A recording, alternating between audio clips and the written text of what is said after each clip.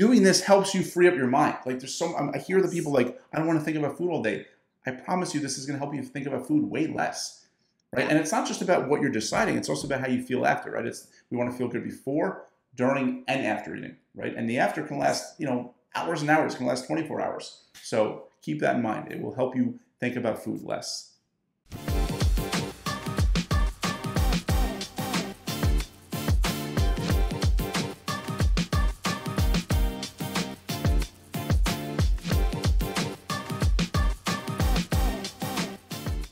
Hey, Adam, good to see you. Likewise. Excellent. We have a question that actually I hear quite often, and it's something I tend to address pretty early on with people. But the question is, how often should I be eating? Do you hear this question a lot? I do. Yes, we get it a lot. Yeah. And frankly, you know what? It can be very confusing because there are only about 1 million recommendations for how often we should be eating. And I mean, we could go pretty far down the rabbit hole with this one in terms of, lifestyle and modern life. And listen, we'll probably get into it a little bit. Let's try not to make this like an hour-long video. We're not Andrew Huberman. We love him, but anyway, how often should I be eating? And, it's funny because I think it's kind of a two-prong approach. First, here's how I do this. When I get a client, I take a look at their rhythms, right? Like how frequently are they eating throughout the day? Are they having meals? Are they having snacks? Are they just having snacks? What does it look like? And if it is like a yard sale, like everything everywhere, you name the price. Right. Well, I try to tidy that up, right? Like, I think it's pretty important to instill structure or a framework. And I'm not talking rigidity, right? We want to be very careful of that. But that's kind of my first approach. How do you approach, things when you first start working with a client? I like to meet people where they are, right? So there's some people who say, I'm not hungry in the morning. I don't like breakfast. And for me, I think forcing them to eat breakfast is silly, right? There's no reason to push someone to do something they don't want to do. So to me, I always like to meet people where they are. I also like to look at where their most vulnerable times of day are, where their most challenging times of day are.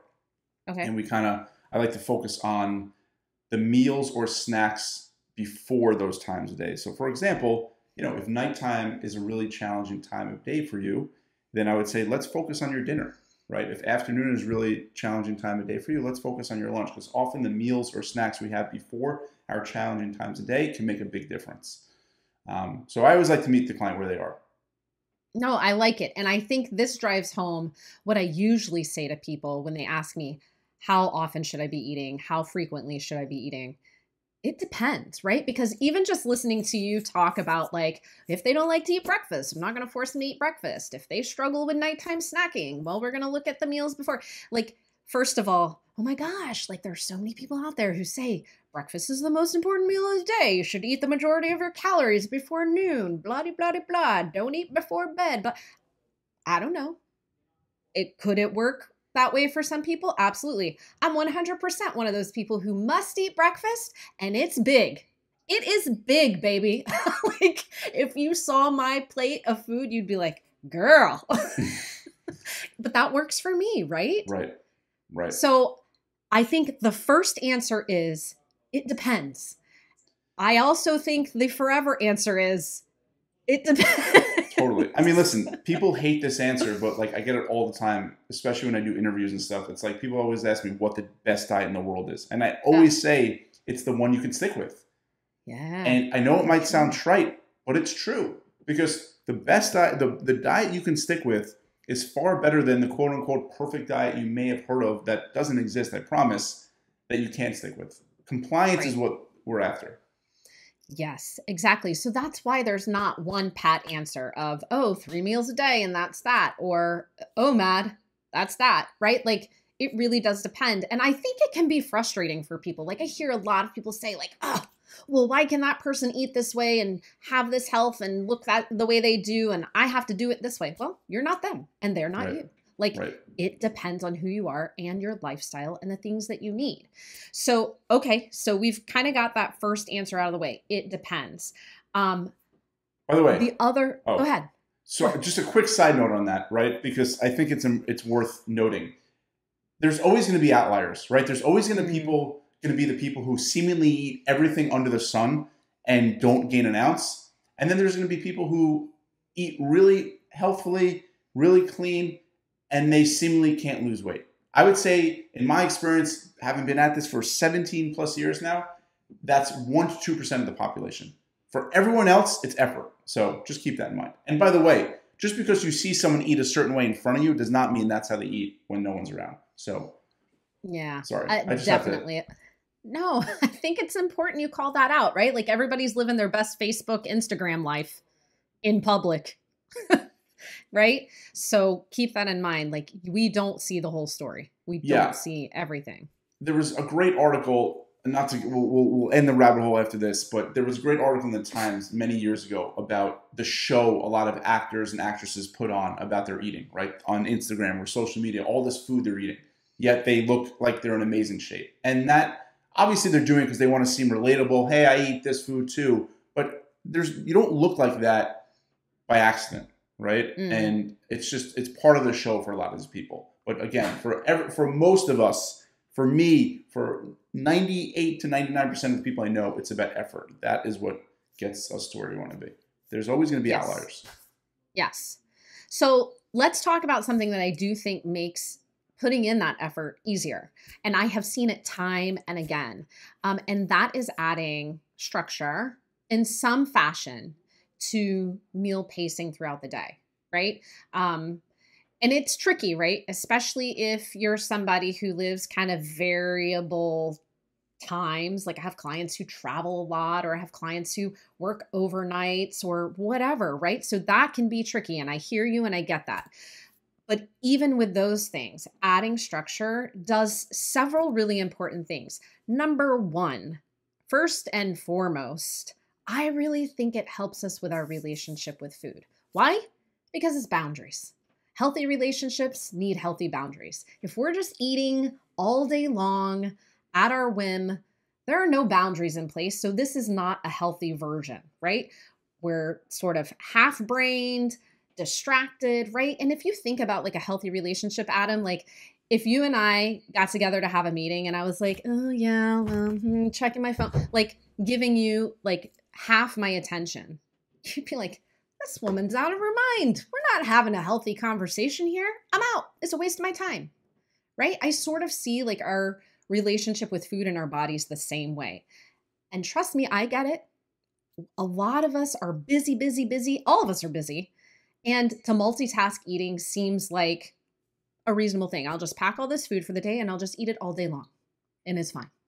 But it's not. We need some healthy boundaries in place. And so, really, I think one of the biggest benefits of adding structure to our days is writing our relationship with food, right? This is where relating with food starts and this is where it ends. And it is really, really important. I think the other kind of benefit 1B to that is that we don't have to earn our meals. If it's part of the plan, if this is structured into your day, there's none of this like, oh, I overate last night. Now I need to earn this next meal. Nope. Don't do that. No toxicity. I think it eliminates toxicity. What do you think about that? I love that. I mean, I love the idea of setting it and forgetting it. And I think a lot of people spend a lot of time deciding in the moment what they're going to eat versus you think about it in the morning or the night before. Here's what I'm planning on doing. And, we've talked about this before, but I love being intentional, right? No one wants to kind of drift into decisions. It's nice to think through your decisions. And when you do that, I think you're freeing up so much brain space. You're actually spending way less time than deciding in the moment or just, seeing how the day goes and playing it by ear, right? Like I think Yes. that intentionality the night before or in the morning, just thinking through your day, right? I mean, this is fuel. Like this is how we live and this is how we energize ourselves. I think it's absolutely worth it. And I think that's one of the biggest reasons why people are fans of IF, of intermittent fasting, because it has this cut and dry marker, right? I eat between these times, I don't eat after these times. And for some people that works. Not saying you Yeah. should do that or not, but that's why I think for a lot of people it works. There's nothing magical, by the way, about intermittent fasting. There's nothing like, if you eat between this window, you suddenly burn extra calories or things like that. Right. It works Right. because you're eating less, but for some people, eating in a window helps them to eat less. Yeah. And actually, it can teach you healthy boundaries, right? And I'm not talking like these big, huge fasting windows, guys, like 4 hours of eating. Like, don't go to the extreme, right? Like you said, there are some benefits to it. And I think that's one thing, even just giving like gentle routine structure to your day in terms of meals. Like, at this time, I'm going to eat breakfast. 4 to 6 hours later, I'm going to eat lunch. 4.5 hours later, I'm going to eat dinner, right? Like, set those boundaries in place and feel what that feels like. And to Adam's point, the other huge benefit is reduce touch points with food. I have so many people come to me and say, I feel like all I do is think about food all day Right. long. What am I going to eat? What am I going to eat? What am I going to... Listen, adding those boundaries between the meals, there's no need to think about it because you've already decided I'm not eating again until this time of day. And chances are you've put in the thought, and here's what I'm going to eat, right? Like that's kind of like step 2. But even for some people, like just getting in the rhythm of like breakfast, lunch, and dinner, or meal 1 and meal 2. Sometimes I just work in meal numbers because I think we get a little attached to like the idea of like, oh, breakfast foods at breakfast. Don't sleep You don't on do that breakfast for everywhere dinner, in the world. Haley. I'm a big fan of breakfast for dinner. I know. It's good stuff. Some waffles. No, but seriously, yeah. Yeah. Go ahead. I think, it really frees up a lot of brain space to focus on other does. things. And it's interesting when people come to us say, like, I feel like I'm thinking about food a lot. It's like, no, try it our way. I promise you're going to be thinking about it way less. Yeah. So feel free to argue with me on this one, but I feel like another absolute truth is not all calories are created equal, right? Like 110% of the time, whole foods are going to trump processed foods. Do you agree? Yes. And this is very Okay. hard for a lot of people to understand because there's some people that swear by calories. There's this whole, if it fits within your macros, then it works, right? And that's basically saying all calories are created equal. They are not.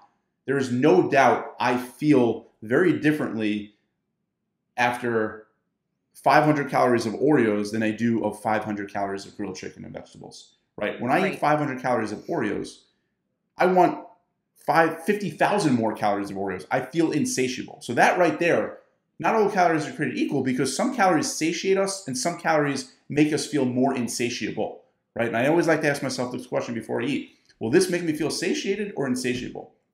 And for me, it is actually easier to eat none than some in some cases. And then we have the idea of thermic effect of food. So the thermic effect of food is when you eat certain foods, or I should say when you eat any food, your body burns calories burning calories, right? So your body burns calories burning calories. Foods, for example, that are higher in protein have a higher thermic effect than other foods. So we burn more calories, we use more energy to burn protein off than we do, say, simple sugars or cookies. So the reason I bring this up is, right, if we're going to add more structure to our day in terms of meals, right, starting and stopping a meal, setting healthy boundaries, we are going to learn to make the most of the times that we eat. And that really, again, kind of drives home this idea of quality over quantity, right? Again, if you take my example of you and me, like sitting down for a coffee meeting or whatever, like who cares if I gave you 10 minutes of complete cracked attention, right? Like that doesn't matter. Versus if I gave you 5 minutes of just solid eye contact, really listening, right? Like this is where kind of calories in, calories out gets blown out of the water. Also, by the way, it is not that simple. There are so many metabolic processes going on, hormones, chemicals, everything in the body that equation completely disregards. And we could definitely go down a rabbit hole with this. I've been doing a lot of research on it lately. There's a lot of different theories out there, but sorry, folks, calories in, calories out is just not that simple. It just isn't. We are complex beings and we're all completely unique and individual. So please don't sell yourself short on something so simplistic. That's my big request. But again, back to the point, it really, quality over quantity. If I am only eating 3 meals a day, you bet your bottom I'm going to make the most of them. I'm going to make them delicious, but nutritious. And I'm not saying don't eat processed food. That is not the message here, right? But if we're setting healthy boundaries, we really want to drive home high quality choices. What do you think? Yeah, I mean, for me personally, I like to solve for hunger, right? No one likes to be hungry when they're, and no one likes to be hungry, right? So I Mm, think instead of obsessing over calories, solve for hunger, right? What makes you feel satiated? What's going to make you feel good before, during, and after eating it? I think, like you said, focusing on calories is just way too simplistic. And again, a simple test is ask yourself or to see how you feel when you eat certain foods versus other foods, the same calorie amount, right? right. Calories are not, all calories are not created equal, and all calories certainly do not make us feel the same. It's true. I want to challenge you though. Nobody likes feeling hungry. I actually think by allowing that space between meals, we first of all, we know we're going to experience more hunger. Get yourself ready, it's coming. It's not an emergency.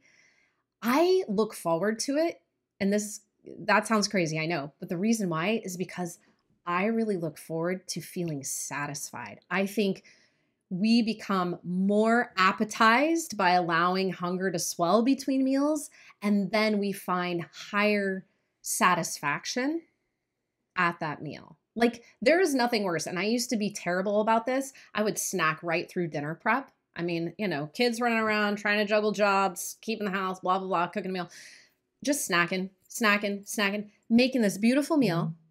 And then I'd get it all ready. I'd plate it, sit down to the table, and I'm not hungry. I don't want the meal. Everybody knows this if you've ever made Thanksgiving. The last thing you want to eat is your Thanksgiving meal. And I don't know, it could just be like the fact that you've just been cooking all day. But anyway, I would sit down and just not be hungry. But there is nothing better than looking forward to the meal because you're hungry, because you have this sensation inside of you. And then you sit down and you eat this amazing meal and you feel so satisfied. Like it is the best tasting food. So I would venture to say, I'm going to challenge you. Start liking hunger. Like it to a point. To a point. So we're on the same exact page. I couldn't agree more with you. I always like to say hunger is the best appetizer, right? And when you're hungry, everything tastes better. And there's countless instances of us practicing patience as a family, especially with my kids when we're waiting for example, a pizza, and it seems like it's taking forever. And it's like there's bread in front of us, and my kids were like, "Hey, can I have a piece of bread?" I'm like, "You know what? Let's try to save it. The pizza's going to taste so much better when we get it, right?" Yes. And no doubt, I like that feeling too. I like the feeling of hunger in that I feel alive. I feel Mhm. alert. What I mean is when I'm eating, I don't necessarily like to feel like I'm hungry after I'm eating. I like to focus on Yeah, foods that are going to make me satiated. But I think what you I said hear. is totally true. I couldn't agree more. It is not an emergency. It is just a feeling. And I think it's the old. I don't like to say the word earn it, but it's like if someone has a cookie every day versus once a week, you got to think the person who has a cookie once a week is going to enjoy it more than the person who Mhm. has it every day. I just think there's Yeah, something about that, right? So yeah. I agree. So I want to point out one more, in my mind, benefit to trying to instill a structure to meals and when you're eating throughout the day. And this kind of goes for people who may be feeling like they're stuck. Let's say they have a weight loss goal. I'm talking in particular about that. They might feel stuck, right? Like, oh, the scale's not moving. I'm not seeing the outcomes I want to see. Nothing is changing. So, the first thing I would say, well, let's go back and look at your meal structure throughout your day. First of all, are you eating at the same times every day, right? Like, think experimentally, right? If we go into an experiment and the variables are constantly changing, we're never going to know what's impacting the outcomes. So if your meals are all over the place and you're not seeing the weight loss progress you want to see, well, let's get some order to that chaos so that we have a baseline, right? Okay, let's say, you know, John Doe is eating breakfast, lunch, and dinner at relatively the same times every day. Great, we have an initial baseline. Are his meals looking about the same every day? Even better. Again, established a baseline. Let's start moving the variables from there. But if you're trying to like play with variables on top of chaos, good luck. Good luck figuring out what in the world is causing your outcomes to not be what you want them to be. Have you had some experience with that, Adam? Yeah, I couldn't agree more. I mean, I think it always helps to have a routine. It always helps to have structure. I think, listen, many of us are emotional eaters. We're stress eaters. I think at the very least, the price of admission to overcoming it is to make sure you're eating regularly. Because at the very least, you don't want to be physically hungry when you're emotionally hungry, because it becomes a lot easier to rationalize eating, right? So eating regularly, having set times, it will help with everything, including weight loss. It will help with emotional and changing your relationship with food, because at least you're not physically hungry. I find clients that are emotional eaters, they're often not hungry, plus they're feeling emotional, right? That is a recipe for a lot of emotional eating. Yes, absolutely. All right, so let's recap everything here. Basically, this was our case for adding structure, a routine to meals throughout the day. First of all, we're going to improve our relationship with food. We're going to practice healthy boundaries, right? Quality over quantity. Higher sensations of hunger before meals, but hopefully higher satisfaction after. And then also a really solid and clear baseline from which to start moving variables to see if we can change outcomes. Did I get it all? Well said. Awesome. Well All summarized. Right. Thank you, Adam. Anything else you want to add? No, but, no, but, so yes, I guess there is. For me, I also love, doing this helps you free up your mind. Like I hear the people like, I don't want to think about food all day. I promise you, this is going to help you think about food way less, right? And it's not just about what you're deciding. It's also about how you feel after, right? We want to feel good before, during, and after eating, right? And the after can last, hours and hours, can last 24 hours. So keep that in mind. It will help you think about food less. Yeah. To think about food less, you got to think about food a little more up front. That's it. That's also like, see, here I go. I can't help myself. Sometimes eating a little more can help you eat less. Here's an example. Yes. People at nighttime. Nighttime is a very challenging time for a lot of people. Eat a little more for dinner, a little more than you usually do, and see how you do after dinner. I bet it helps you a lot. Eating a little more for dinner or eating a little more for lunch can really help you with challenging times of the day. Absolutely. Well, because then you can just say, well, I just ate a really solid meal, so I know this probably isn't physical hunger. And then we get to work, right? Exactly. Get to work. All right, guys. As always, we look forward to hearing from you. Love to hear your thoughts, your feelings. Tell us about the structure you're instilling in your days, and we will look forward to seeing you next time. Take care.